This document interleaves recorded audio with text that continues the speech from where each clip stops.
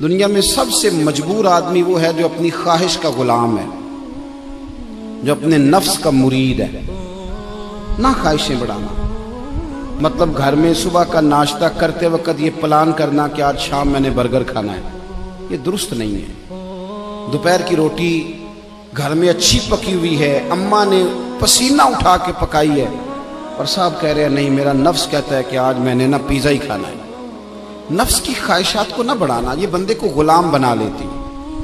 دنیا میں زیادہ تر گناہ روزی روٹی کے لیے نہیں ہوتے، کہ جو لوگ جرم کرتے ہیں، ڈاکے ڈالتے ہیں، کرپشن کرتے ہیں، یہ زیادہ تر نفس کی خواہشات کے لیے۔ انہیں دوسرے کی گاڑی پریشان کرتی، انہیں بنگلہ پریشان کرتا ہے۔ آپ کو پتہ ہے نبی کریم علیہ السلام نے ایک دعا مانگی ہے، حضور فرمانے لگے اللہ میرے گھر والوں کو نا ضرورت کے مطابق روزی دینا، خواہشات نہیں۔ ابھی کسی کو مزیدار روٹی کھاتے دیکھو تو کسی 5 اسٹار ہوٹل میں نہ دیکھنا، بلکہ جو مزدوری کرتا ہے نا اسے کبھی ملاحظہ کرنا، وہ جو صبح روٹی باندھ کے ساتھ لاتا ہے، 2 روٹیاں جب وہ لاتا ہے تو روٹیوں کے بیچ اچار ہوتا ہے، اور دوپہر کا جب وقت ڈھلتا ہے تو صاحب وہ اچار زیادہ تر پونے کو لگ جاتا ہے کپڑے کو،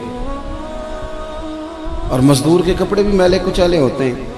وہ جو ہوٹلوں میں جا کے روٹی کھاتے ہیں تو وہ ڈھب سے بسم اللہ نہیں پڑھتے، وہ ڈھب سے شکر ادا نہیں کرتے، ان کو تو کسی کو پالٹی ڈالی ہوتی ہے وہ کھا رہے ہوتے۔ مزدور جب وہ کھانا کھانے لگتا ہے نا میرے عزیز، تو وہ پہلے ہاتھ دھوتا ہے، پھر کسی سے ادھار گلاس لے کے پانی بھرتا ہے، اور پھر وہ جب بیٹھ کے وہ روٹی کھا رہا ہوتا ہے نا تو لگتا ہے دنیا کا سب سے مزیدار کھانا یہی کھا رہا ہے۔ اور پھر جب اس کو لفظ بھی صحیح نہیں آتے کہ شکریہ کیسے ادا کرنا ہے، کھانے کے بعد کی دعا بھی پوری نہیں آتی، پر جب وہ 2 روٹیاں کھا کے آسمان کی طرف دیکھتا ہے تو اس کی آنکھوں کی روشنی بتاتی ہے کہ اس نے رزق حلال کھایا ہے، اور جو کھایا ہے اس پر اپنے رب کا شکر بھی ادا کیا ہے۔ خواہشات کو وسیع نہ کرو، وسیع نہ کرو خواہشات کو کبھی بھی زندگی میں۔ ڈاکٹر اقبال کے بیٹے نے خط لکھا تھا اقبال کو کہ ابا جی آپ تو لندن میں ہیں،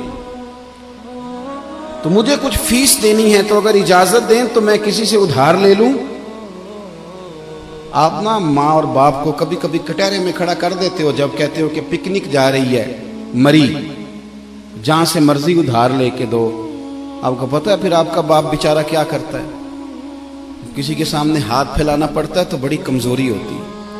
وہ جب ایڈوانس مانگتا ہے نا جا کے فیکٹری کے مالک سے کہ میرے بیٹے کو سیر کو جانا ہے، یعنی تیرے نفس کی خواہش ہے اور والد کی گردن جھک گئی، یہ کتنی تکلیف کی بات۔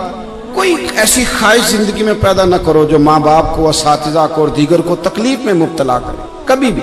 اقبال کے بیٹے نے کہا ابا کچھ ادھار لے لوں، میری ضرورت ہے، تو علامہ اقبال نے جاوید کے نام پوری نظم لکھ بھیجی، دیار عشق میں اپنا مقام پیدا کر، نیا زمانہ نئے صبح و شام پیدا کر، خدا اگر دل فطرت شناس کرے عطا تجھ کو، سکوت لالا و گل سے کلام پیدا کر۔